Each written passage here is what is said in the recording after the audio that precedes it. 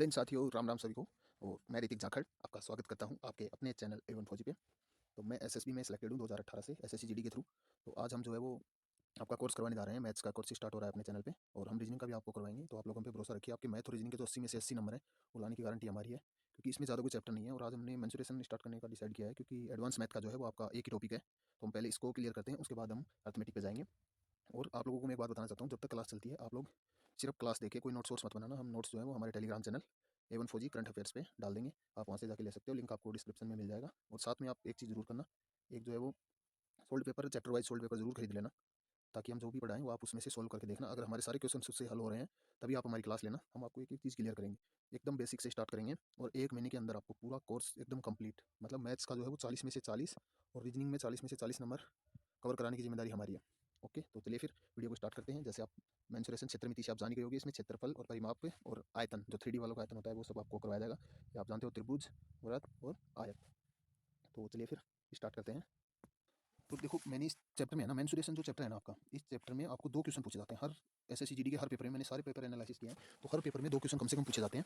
और इसमें से जो है वो सबसे ज़्यादा जो क्वेश्चन आते हैं वो आपके 3 आते हैं। एक हो गया आपका घनाभ, ठीक है, एक हो गया शंकु, और तीसरा जो है वो है आपका बेलन। ठीक है, ये हो गया आपका बेलन। इन तीनों से मैक्सिमम क्वेश्चन आ रहे हैं। और अगर इन तीनों में से मैं बात करें तो किस टाइप के क्वेश्चन आ रहे हैं, मतलब आपको कोई घनाभ दे दिया जाएगा, कोई शंकु दे दिया जाएगा, कोई बेलन दे दिया जाएगा। ठीक है, इसमें से फिर आपको पूछेगा, जैसे घनाभ का पूछ लिया कि इतने सेमी का कोई घनाभ था, उससे हम कितने घन बना सकते हैं, कितने सेमी के कितने घन बना सकते हैं, इस टाइप के। अगर कोई शंकु है उसको पिघला दिया गया और उससे 5 सेमी के कितने गोले बनाए जा सकते हैं। और कोई बेलन है उसको पिघला दिया, उससे हम कितने गोले बना सकते हैं इतने सेमी के। तो ऐसे टाइप के जो है वो क्वेश्चन आ रहे हैं। ये है हमारा। तो इसमें देखो, आप 2 चीज़ें होती हैं, क्षेत्रमिति होता है उसमें 2 चीज़ें होती हैं। एक होता है 2D, मतलब ये जो आयत है ये 2D है, ये त्रिभुज 2D है, और ये वर्त भी 2D है, मतलब 2D में है। और ये जो है वो 3D है। 3D से मतलब आप समझते हो कि जो चीज़ वर्चुअली एकदम क्लियर दिखती हो, और ये एक लाइनिंग के थ्रू आपको समझाया जाता है। जैसे आयत है तो आयत आपको जो है वो लाइनिंग के थ्रू बताया जा रहा है, तो ये 2D हो गया। तो चलिए फिर हम 2D और 3D में आज अंतर एक साथ समझेंगे, क्योंकि इतना टाइम नहीं है कि आप लोगों को पहले आयत बताया जाए, उसके बाद घनाभ बताया जाए, फिर वर्त बताया जाए, उसके बाद गोला और जितने भी बेलन शंकु हैं वो बताया जाए। तो चलिए एक साथ क्लियर करते हैं, क्योंकि इससे चीज़ें ज़्यादा क्लियर होती हैं। तो आज का जो है पहला वो है हमारा, वो है आयत। आयत से आप सभी लोग समझते होंगे, ये होती है इसकी लंबाई और ये होती है चौड़ाई। ये हैंड राइटिंग थोड़ा पेन की वजह से थोड़ा ऐसे आ रहा है, तो आप लोग माइंड मत कीजिएगा। तो इसकी लंबाई चौड़ाई में जो है वो आप देख सकते हो, जैसे ये हो गया आयत का A B C and D. Okay, तो इसका जो सबसे पहले हम निकालते हैं क्या, परिमाप। आयत का परिमाप जो है वो क्या होता है, 2 लंबाई प्लस चौड़ाई। ठीक है, 2 गुना लंबाई प्लस चौड़ाई, मतलब ये लंबाई होगी 1, ये हो गया 2, मतलब लंबाई और चौड़ाई होगी, ऐसी लंबाई और चौड़ाई है। मतलब इस चारों तरफ का जब हम निकाल लेंगे इसका ये, तो ये हो जाएगा इसका परिमाप। अब बात आती है इसके क्षेत्रफल की। तो इसका जो क्षेत्रफल है, आप इसकी लंबाई को चौड़ाई से जब गुणा कर दोगे, लंबाई चौड़ाई को जब गुणा करोगे, लंबाई गुणा चौड़ाई को जब गुणा करोगे, तो इसका आ जाता है क्या, क्षेत्रफल। जो इसके अंदर का जो ये होता है, ये सारा इसमें क्षेत्रफल में आ जाएगा। ठीक है, अब हम आगे बात करते हैं अगर इसके विकिरण की। विकिरण जो होता है वो इसका जो सेंटर से ये जाता है, ये होता है इसका विकिरण। हम थोड़ा पेन चेंज कर लेते हैं, ये इसका विकिरण होता है। ठीक है, विकिरण का जो सूत्र होता है वो क्या होता है, वो आपका होता है रूट लंबाई का स्क्वायर प्लस चौड़ाई का स्क्वायर। ओके, लंबाई का स्क्वायर प्लस चौड़ाई का स्क्वायर जो होता है वो आपका विकिरण का सूत्र होता है। आयत का जो विकिरण होता है उसका सूत्र जो है वो आपका लंबाई का और चौड़ाई का जो अनुपात होता है वो होता है। और इसमें देखो एक चीज़ और होती है, जैसे ये आयत है मान लो, अब आपसे पूछेगा अगर आयत के अंदर कोई वृत्त है तो उसकी त्रिज्या क्या होगी। और एक पूछता है कि आयत का जो बाहर का वृत्त है तो फिर उसकी त्रिज्या क्या होगी। ठीक है, तो इसमें आप एक चीज़ देखो कि अगर आयत के अंदर के वृत्त की त्रिज्या पूछता है, और ये क्या होता है, बाह्य वृत्त की त्रिज्या। ठीक है, तो अंदर के वृत्त की जो त्रिज्या है वो कितनी होगी, इसकी जो चौड़ाई है इसका आधा होगी, सीधी सी बात है। ठीक है, और जो इसके बाह्य वृत्त की जो त्रिज्या होती है वो कितनी होगी, आपके जो विकिरण का जो हाफ जो है वो होगा। ये आपका विकिरण का सूत्र हो गया। विकिरण के बट्टे में 2 अगर आप कर दोगे तो इसके बाह्यवर्त की त्रिज्या आ जाएगी। और अगर आपके अंतर्वर्त की त्रिज्या जब पूछता है तो आपका जो चौड़ाई है, ये जो चौड़ाई है इसका जो हाफ होगा वो इसका त्रिज्या हो जाएगी। ठीक है, अब हम बात करते हैं आपके घनाभ की। तो घनाभ जो होता है वो है आपका, इसका सबसे पहले हम बात करते हैं वक्र पृष्ठ का क्षेत्रफल। वक्र पृष्ठ के क्षेत्रफल से मतलब होता है, आप कोई भी एक बॉक्स लीजिए, जैसे आपने कोई कंटेनर लिया, या फिर कोई पैकिंग का जो डिब्बा आता है, आप पीपा ले लो, तेल का जो आपका डिब्बा आता है वो ले लो। उसका जो वक्र पृष्ठ का जो क्षेत्रफल होता है, मतलब चारों तरफ के उसके क्षेत्रफल, आयतन और क्षेत्रफल में फ़र्क यही होता है। आयतन जो होता है वो होता है कि उसमें कितना सामान या कितना लिक्विड कुछ भी मान लो आप उसके अंदर, अगर वो खोखला है तो उसके अंदर कितना आ सकता है। और क्षेत्रफल का जो मतलब होता है, वक्र पृष्ठ का क्षेत्रफल मतलब चारों तरफ का क्षेत्रफल। अब इसके क्षेत्रफल से आपने अंदाजा लगाया, ये 4 लाइनें थी, ठीक है? इनके बीच में जो होगा वो इसका क्षेत्रफल होगा। पर इसमें जो है वो इनके बाहर का क्षेत्रफल, ये जो 6 डिब्बे हैं इनका जो क्षेत्रफल होगा वो इसका बाह्य पृष्ठ का क्षेत्रफल होगा, ठीक है? तो अब हम बाह्य पृष्ठ के क्षेत्रफल की अगर बात करते हैं, तो इसमें देखो पहले होता है क्या, आयत का लंबाई गुना चौड़ाई, ये होती है इसकी लंबाई, ये होती है इसकी चौड़ाई, और ये जो होती है इसकी होती है हाइट, मतलब ऊंचाई, ठीक है? तो इसमें टोटल 6 हैं, जिसमें से आपको लंबाई गुना चौड़ाई प्लस लंबाई गुना चौड़ाई, लंबाई गुना ऊंचाई प्लस ऊंचाई गुना चौड़ाई, ठीक है? ये पेन सही से वर्क नहीं कर रहा है। तो इसको अगर आप 2 से गुना कर दोगे, मतलब सब एक एक हैं, बट इसमें 6 फलक होती हैं। टोटल जो है वो क्षेत्र घनाभ में 6 फलकें होती हैं, तो वही 6 फलकों का अगर हम जोड़ करेंगे तो वो इसका क्षेत्रफल हो जाता है। जैसे आप घनाभ का ये साइड ले लो, एक साइड ले लो, यही साइड इसके दूसरी साइड भी है, पीछे की साइड जो है ये है, ये 2 हो गए, ठीक है? फिर इसके बाद हम लेते हैं इसका साइड, ये है 1 और ये है इसका 2, ये 2 हो गए। तो लंबाई गुना चौड़ाई जो है वो हो गई किसका, इन दोनों का लंबाई गुना चौड़ाई हो गई, ठीक है? लंबाई गुना ऊंचाई जो हो गई वो हो गई आपकी बेस का, जो आपका बेस जो फलक होता है, बेस वाला जो ये है, इसका हो गया, ये भी 2 है। तो इस हिसाब से आप जितना लोगे इसका, टोटली 6 फलक होती हैं, तो 6 फलकों को 3 फलक तो ये हो गई, प्लस में 2 से गुना कर दोगे तो ये 6 के 6 फलक आ जाएंगे, ओके? इसके बाद हम बात करते हैं इसके आयतन की, ठीक है? अगर हम इसके आयतन की बात करते हैं तो लंबाई, चौड़ाई और ऊंचाई, लंबाई चौड़ाई और ऊंचाई जो है, अगर आप इन तीनों को गुना कर दोगे आपस में, जैसे आयत में आपने देखा था कि लंबाई गुना चौड़ाई थी, अब इसमें ऊंचाई और आ गई, घनाभ में ये 3D है, तो इसमें देखो क्षेत्रफल में जो है वो चीज़ें डबल डिजिट में चलती हैं, ठीक है? क्षेत्रफल सेमी स्क्वायर में होगा, और आयतन की अगर बात आती है तो क्यूब में होगा, सेमी क्यूब में जो इसका वो होता है। तो अब इसको आप अगर गुना करोगे लंबाई, चौड़ाई और ऊंचाई को, तो आपका जो है वो इसका आयतन आ जाएगा, ठीक है? आगे अगर हम बात करते हैं, अब ये आ गया आपका जो वर्थ है वो, तो सॉरी, देखो वर्त वर्त में क्या चीज़ होती है, वर्त का एक तो होता है चारों तरफ का परिमाप, मतलब आपसे ये जो परिमाप है, ये परिमाप जो है वो पूछेगा। चारों तरफ का जो वर्त का परिमाप का जो सूत्र होता है वो क्या होता है, पाई। पाई का मान आप लोगों को बताइए, पाई का मान होता है 22/7, ये चीज़ आप ध्यान रखिएगा, 22/7 है जो है वो अपने पाई का मान होता है। इसमें हम अगर बात करते हैं इसके परिमाप की, तो परिमाप का जो सूत्र होता है ये होती है इसकी त्रिज्या, ये होगी त्रिज्या, तो आपको त्रिज्या दी गई होगी, ठीक है? और आपको इसके चारों तरफ का परिमाप जो है वो पूछ लेगा, परिमाप हुआ जो परिधि हुई वो सब आप लोगों से पूछेगा। तो इसमें 2πr जो है, 2πr जो है इसका परिमाप का सूत्र होता है।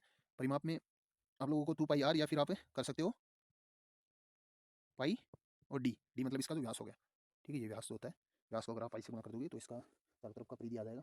और अगर हम इसकी बात करते हैं क्षेत्रफल की, तो इसमें क्षेत्रफल जो है वो क्या, अंदर का जो भाग है, ये पूरा जो इसका पोर्शन है ये इसका क्षेत्रफल होता है। तो हम अब अगर इसके क्षेत्रफल को देखते हैं, तो क्षेत्रफल का जो सूत्र जो होने वाला है आपका पाई आर स्क्वायर, ये देखो ये 2D है, ये 3D है, इसमें जो है वो सेमी स्क्वायर में चीज़ें आएंगी, मतलब अगर आपको दिया गया होगा कि 5 सेमी है तो ये सेमी स्क्वायर में इसका आंसर आएगा। और जो इस चीज़ का अच्छे से ध्यान रखना, क्योंकि बहुत बच्चे गलती कर देते हैं, और इसका जो है 3D के जितने भी वॉल्यूम है उन सभी का सेमी क्यूब में आता है, ठीक है? तो चलो इसका चारों तरफ की परिधि हो गई, इसका क्षेत्रफल हो गया। अब बात आती है इसका अगर अंदर का जो दे रखा है, मतलब कि अंदर कोई भी जैसे त्रिभुज बना दिया, इसके अंदर ये पर्सन काफ़ी ज़्यादा आ रहा है, इसमें देखो आपका 3D के पर्सन ज़्यादा पूछे जा रहे हैं, कम से कम 2 पर्सन हर बार एग्जाम में आ रहे हैं मेंसुरेशन से, ठीक है?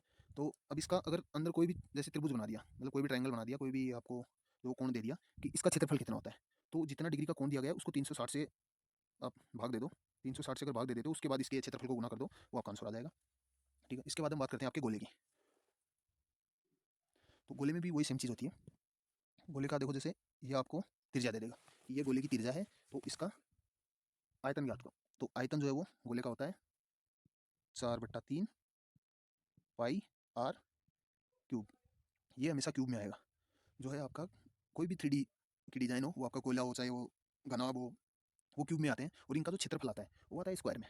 तो इसका जो क्षेत्रफल है, एक जो आपका वर्त होता है, एक वर्त का 4 गुना इसका क्षेत्रफल होता है, तो इसका जो क्षेत्रफल होगा वो 4πr², 4πr² इसका क्षेत्रफल हो जाएगा। अब अगर हम बात करते हैं आपके बेलन की, जो बेलन होता है कोई भी आप जैसे बॉक्स ड्रम टाइप का जो होता है उसकी बात करते हैं, तो इसका जो क्षेत्रफल होता है, जो वक्र पृष्ठ का जो क्षेत्रफल होता है वो ज्ञात होता है। आपको एक त्रिज्या दी गई होगी और ये इसकी हाइट दी गई होगी, तो आपसे इसका वक्र पृष्ठ का जब क्षेत्रफल पूछता है तो इसका जो होता है 2πr और h, इसमें देखो 2 वैल्यू आ रही हैं, सॉरी, क्षेत्रफल में 3D में 2 वैल्यू आएँगी और आयतन में, अगर हम इसके आयतन की बात करते हैं, तो आयतन जो इसका आप अगर क्षेत्रफल निकाल लोगे, जो ऊपर का एरिया है, इसका क्षेत्रफल निकाल लोगे और उसको अगर हाइट से गुणा कर देते हो, मल्टीप्लाई हाइट से कर देते हो, तो आपका जो वो आयतन का आ जाएगा कि इसके अंदर कितना क्या लिक्विड या कुछ भी अगर फॉर्म में कोई भी चीज़ आए तो वो आ सकती है। तो देखो क्षेत्रफल का सूत्र क्या होता है? वर्ग के पाई आर स्क्वायर। अब इसको अगर आप हाइट से गुणा कर दो, पाई आर स्क्वायर एच जो है वो इसका आयतन का क्षेत्रफल हो गया, ठीक है? मतलब इसका आयतन हो गया, आयतन का जो सूत्र है वो पाई आर स्क्वायर एच हो गया आपका। अब अगर हम बात करते हैं इसके पाई आर स्क्वायर एच। अब अगर हम इसके वक्र पृष्ठ के क्षेत्रफल की तो बात कर लिया हमने, वक्र पृष्ठ का तो ये होगा। अब संपूर्ण पृष्ठ की मतलब ऊपर का ये और ये, देखो वक्र पृष्ठ में जो है चारों तरफ का जो राउंडेड शेप जो होता है उसका क्षेत्रफल लिया जाता है, और जो संपूर्ण पृष्ठ का क्षेत्रफल जो होता है उसमें दो ऊपर के और नीचे के मतलब पेंदे का और ऊपरी भाग का दोनों का क्षेत्रफल भी काउंट होता है। तो ये जो है आपका संपूर्ण पृष्ठ का जो क्षेत्रफल होगा वो होगा 2 पाई आर एच। 2 पाई आर एच आपका वक्र पृष्ठ का हो गया। अब संपूर्ण में इसमें दोनों का और आएगा, तो इसमें पाई आर स्क्वायर मतलब 2 पाई आर स्क्वायर जो कर दोगे आप ऊपर का और नीचे का, तो इसका संपूर्ण पृष्ठ का क्षेत्रफल जो है वो आ जाएगा। ठीक है, आपने यहाँ पे वर्ग देख लिया, गोला देख लिया और बेलन देख लिया, तीनों सेम सीक्वेंस में है, सेम इनके जो वो सूत्र एक तरीके से हैं, तभी हमने इनको एक जगह रखने की कोशिश किया। अब हम बात करते हैं आपके घन की। ये हो गया आपका घन और ये हो गया आपका वर्ग। वर्ग सबसे ईजी जो है वो ये है, और सबसे ज़्यादा क्वेश्चन भी लगभग इससे आते हैं। देखो तीन जो फॉर्म है ना, आपके बेलन हुआ, आपका शंकु हुआ और जो घन है, इससे सबसे ज़्यादा क्वेश्चन जो एसएससी जीडी में पूछे जाते हैं। एसएससी जीडी में मेंसुरेशन से 2 क्वेश्चन आते हैं, तो आप इनको कतई नहीं छोड़ें, आप इसको देखिएगा अच्छे से, वीडियो को ध्यान से देखिएगा। अभी नोट डाउन मत कीजिएगा, आप लोगों को पीडीएफ मिल जाएगी टेलीग्राम चैनल पे। तो चलिए हम अब बात करते हैं आपके वर्ग की। तो देखो वर्ग का तो सबसे सिंपल फंडा है, 4 भुजाएं होती हैं, मतलब एक भुजा सब सेम होती है, ये भी ए है, ये भी ए है, ये भी ए है, ये भी ए है, ऐसे ही घन में होता है, सेम सारी भुजाएं होती हैं। ठीक है, जितनी भी भुजा होगी सारों के सेम होगा। तो अब देखिए इसका अगर हम परिमाप की बात करते हैं, ये जो होता है इसका परिमाप जो होता है, हम अगर इसके परिमाप की जो बात करते हैं, तो इसका जो परिमाप होता है 4 गुना भुजा, मतलब जो ए है 4 गुना भुजा जो वो इसका परिमाप हो जाएगा। अब अगर हम बात करते हैं इसके क्षेत्रफल की, तो आयत में हमने क्या किया था, लंबाई गुना चौड़ाई, तो इसमें क्या होगा, भुजा गुना भुजा। ठीक है, अब अगर इसकी दोनों भुजाओं को हम गुना कर देंगे, ए का जो स्क्वायर होगा वो हो जाएगा आपका इसका क्षेत्रफल। अब इसमें सबसे दो अच्छी बात जो आती है वो ये आती है कि आपको जैसे ये वृत्त दे दिया, अब इसमें वही बात है, आपको अंदर एक वृत्त बना देगा और बाह्य एक वृत्त बना देगा। ठीक है, अब अगर आप लोगों से इसका वो पूछा जाता है, आप लोगों को वृत्त के अंतर्वृत्त और बाह्य वृत्त का जो है वो त्रिज्या पूछी जाती है। ठीक है, ये अंतर्वृत्त की हो गई और ये बाह्य वृत्त की त्रिज्या होगी। ठीक है, अब अंतर्वृत्त की जो अगर त्रिज्या की हम बात करें, तो अंतर्वृत्त की त्रिज्या जो है वो भुजा का आधा हो जाएगा, क्लियर बात है, भुजा बटे 2। और अगर बाह्य वृत्त की त्रिज्या की हम बात करते हैं, तो बाह्य वृत्त की जो त्रिज्या है वो देखो, इसमें इसका विकीर्ण जो होता है, विकीर्ण हम पहले निकालेंगे, तो विकीर्ण का सूत्र होता है √2a। ठीक है, √2a जो वो इसका सूत्र हो जाएगा। अब अगर हम बात करते हैं इसके विकीर्ण के बाह्य वर्त की, बाह्य वर्त जो होता है वो विकीर्ण का आधा होता है, बाह्य वर्त की तो त्रिज्या होगी विकीर्ण का आधा होगी, तो √2 1/2 जो है वो बाह्य वर्त की त्रिज्या हो जाएगी। ठीक है, अब हम बात करते हैं आपके घन की। तो घन जो होता है देखो, इसमें वॉल्यूम ये 2D में है और ये 3D में है, तो इसका जो वॉल्यूम होगा वो, अगर क्षेत्रफल की हम अगर बात करते हैं, तो क्षेत्रफल इसका 6 भुजाएं हैं, तो 6 भुजाओं का अगर क्षेत्रफल बात करते हैं, तो एक साइड का इसका क्षेत्रफल क्या था वर्ग का, भुजा स्क्वायर। अब इसमें 6 है टोटल, तो 6 भुजा स्क्वायर। ठीक है, 6 गुना भुजा स्क्वायर। ठीक है, ये जो है इसका पृष्ठ का क्षेत्रफल हो जाएगा, संपूर्ण पृष्ठ का क्षेत्रफल। ठीक है, और हम अगर बात करते हैं इसके अब आयतन की, तो इसका जो आयतन होता है, आयतन को आप देखो ए क्यूब, ये अब कैसे आया, ये इसी का ही वो है, हमने देखो आयत जब ज्ञात किया था, तो आयत में हमने क्या किया था, आयत का जो हमने घनाभ का जो हमने सूत्र देखा था, तो सूत्र क्या था आपका, घनाभ का, तो लंबाई चौड़ाई और ऊंचाई। ठीक है, यही तो था, लंबाई गुना चौड़ाई गुना ऊंचाई। तो अब इसका करेंगे अगर हम, ये मान लो आप लंबाई, ये मान लो चौड़ाई और ये मान लो ऊंचाई। ठीक है, तो अब अगर हम इसका करेंगे, तो लंबाई भी ये है, ऊंचाई भी ये है और चौड़ाई भी यही है, तो हम इसको ऐसे लिखने के बजाय बजाय क्यूब कर देंगे ना, 3 गुना कर देंगे तो ये हो जाएगा। ठीक है, देखो मैं आप लोगों को ये चीज़ें काफ़ी सिंपल वे में बताने की कोशिश कर रहा हूँ, मैं समझ रहा हूँ कि आप लोगों को ये चीज़ें एकदम क्लियरली समझ आ रही होंगी। देखो ये त्रिभुज का जो है वो नहीं पूछा जाता, त्रिभुज आपको बहुत ही, मान लो कि अगर 100 पेपर हुए हैं ना एसएसजीडी के, उसमें से 2 पेपर में आया होगा, तो फिर भी हम इसको बताएंगे आप लोगों को, आप लोग टेंशन मत करो, आप लोगों को सारी चीज़ें यहाँ पे बताई जाएंगी। ठीक है, अब देखो त्रिभुज जो होता है ना, वो त्रिभुज 6 प्रकार के त्रिभुज होते हैं। ठीक है, 6 प्रकार के त्रिभुज, अब आप बोलोगे सर त्रिभुज तो बहुत होते हैं, पर 6 प्रकार के प्रोफाइल त्रिभुज होते हैं। 3 जो त्रिभुज होते हैं वो होते हैं भुजा के आधार पर, और 3 जो त्रिभुज होते हैं वो कोण के आधार पर। तो सबसे पहले हम आपको बताएंगे भुजा के आधार पर त्रिभुज।